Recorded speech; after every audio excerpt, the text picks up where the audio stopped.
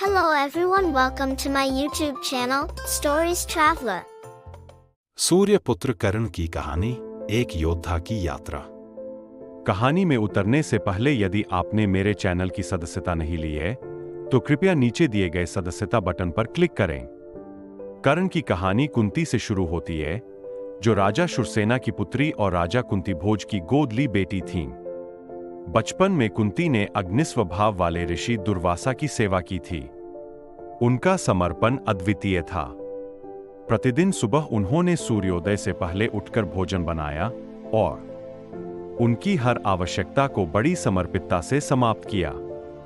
दुर्वासा, जिन्हें उनकी जल्दी बर्दाश्त और उत्तम आशीर्वाद के लिए जाना जाता था, कुंती की सेवा से प्रसन्न हुए।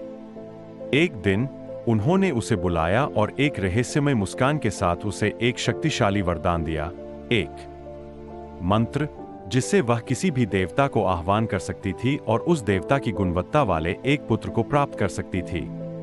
उन्हें यह ज्ञात था कि यह वरदान भविष्य की कठिनाइयों में उनकी आश्रय होगी। वर्षों बाद अब एक युवा महिला बनकर कुंती में मंत्र की शक्ति के बारे में जिज्ञासा उमड़ गई। एक शांत सुबह में जब उसके कमरे में सूर्य के पहले किरण छिद्रित हो रहे थे, उसने फैसला किया कि इसे परीक्षण करें।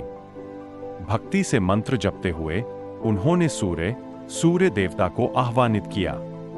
एक क्षण में कमरा दीवारों से चकाचौंध भर प्रकाश में सूर्य उनके सामने प्रकट हुए, प्रभावशाली और शक्तिशाली। कुंती उनके दिव्य प्रस्तुति से अभिभूत होकर भयभीत हुई। उसने उनसे निवेदन किया कि वे चले जाएं, लेकिन सूर्य ने आह्वान की मंत्र की शक्ति को अव्याकुल बताया। उन्होंने उसे आश्वस्त किया कि वह उन्हें छू नहीं सकता और उन्हें उसके पुत्र को जन्म देने के बाद भी कुंवारी रहेंगी। जब सूर्य चले गए, तब कुंती को एक दिव्य शिशु पकड़ने की प्राप्ति हुई, जिसके साथ स्वर्ण कवच कुंडल से जन्मा था, जो उसकी देवीय वंशजता और अपराजेयता के प्रतीक थे। भले ही बच्चे की दिव्य प्रारंभिकता हो, पर कुंती को सामाजिक अनाचार का डर था। उसने अपनी मान सुरक्षा के लिए अपने बेटे को छोड़ने का दुखद निर्णय लिया। एक पूर्णिमा रात्रि पर उसने एक ध्यानपूर्वक तैयार किए गए टोकरी में शिशु को रखा, अपनी सुरक्षा के लिए एक आंसुओं भरी प्रार्थना की और इसे पवित्र गंगा नदी पर तैयार किया। नदी ने टोकरी को ले जाया, भाग्य के मार्गदर्शन में। टोकरी धीरे धीरे नदी में तैरती रही, लहरों द्वारा दूलित। इसे राजा धृतराष्ट्र के रथ चालक अधिरथ और उनकी पत्नी राधा ने खोजा। जोड़े जो बाल विहीन थे और एक पुत्र की इच्छा थी, वे बहुत खुश थे। उन्होंने शिशु का नाम कर्ण रखा और उसे अपने बच्चे के रूप में पाला।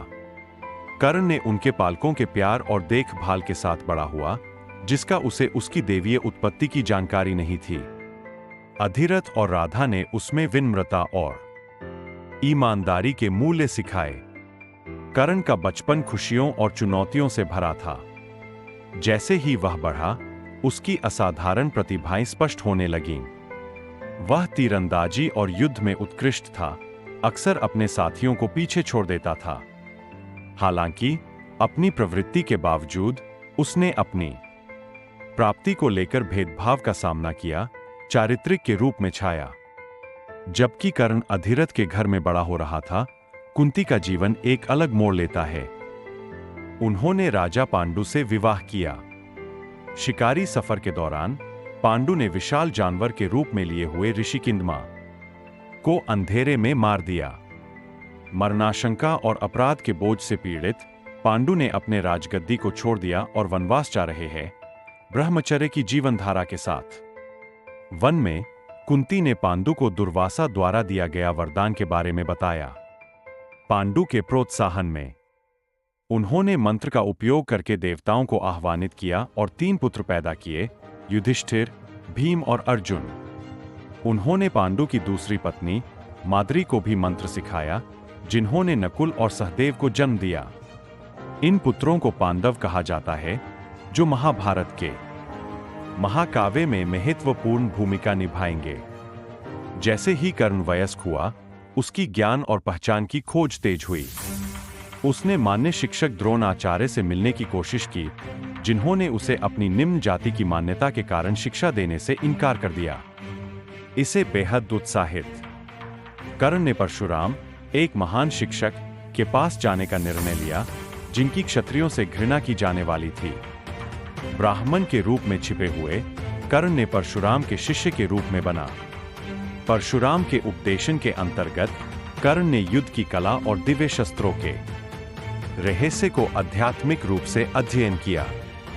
एक दिन परशुराम शिक्षा से थक गए, खामोशी में लेटे हुए कर्ण की जांघ में एक घातक कीटने ने दर्दनाक दर्द पैदा किया। अपने गुरु को जागते ही खून देखकर उसने समझा कि केवल एक क्षत्रिय ही इतनी पीड़ा सह सकता है। बिना झिझक किए धोखे के द्वारा क्रोधित परशुराम ने कर्ण को शाप दिया कि युद्ध में सबसे महत्वपूर्ण समय पर दिव्य शस्त्रों के ज्ञान को भूल जाएगा। कहानी के भाग 2 के लिए बने रहें। भाग 2 में महान योद्धाओं कर्ण और अर्जुन के बीच का महाकाव्य चेहरा शामिल है। The end. देखने के लिए धन्यवाद। अधिक पौराणिक वीडियो के लिए लाइक, शेयर और सब्सक्राइब करना न भूलें।